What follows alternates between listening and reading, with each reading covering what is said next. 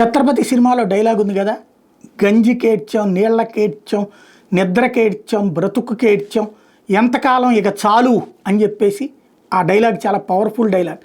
ఇప్పటికీ అది బాగా వినబడుతుంది, ఇక చాలు అంటూ. ఇప్పుడు అట్లాగే అమెరికా ఆధిపత్యానికి ఇక చాలు అంటోంది యూరోపియన్ యూనియన్. యూరోపియన్ యూనియన్ వరుసపెట్టి ఓ పక్కన ప్రభుత్వాలు, అమెరికాలో ప్రభుత్వాలు మారినప్పుడల్లా వీళ్ళతో సంబంధాలు తేడాలు వస్తున్నాయి. బైడెన్ వచ్చాడు మొన్న పాజిటివ్, ట్రంప్ వచ్చాడు మళ్ళీ నెగిటివ్, రిపబ్లికన్లో వచ్చినప్పుడు ఒకసారి, డెమోక్రాట్స్ వచ్చినప్పుడు ఒక రకం. ఫైనల్గా సొంత సైన్యం లేని పరిస్థితి, అతి తక్కువ సైన్యం ఉన్నటువంటి పరిస్థితి. ఈ దేశాలన్నీ ఆయుధాలు తయారు చేయగలవు, ఈ దేశాల ఆయుధాలు అమెరికా కొంటుంటుంది, లేదా అంతర్జాతీయంగా యుద్ధ వాతావరణాలు సృష్టించి అమెరికా ఈ దేశాల చేత వాళ్ళకి అమ్మిస్తుంటుంది.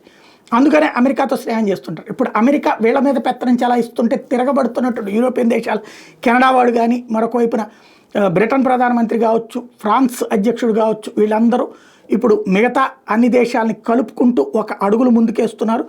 రాబోయే 5-10 ఏళ్లలో నాటోలో యునైటెడ్ నేషన్స్ని పక్కన పెట్టి తీసుకునేటటువంటి స్టేజ్కి వెళ్ళాలని, టోటల్గా నాటో యూరోపియన్ యూనియన్ కలిసి పని చేయాలి అన్నటువంటి దిశగా ఆయుధాలు ఆ కోణంలో సమకూర్చుకోవాలన్నటువంటి ఆలోచన చేస్తున్నారు.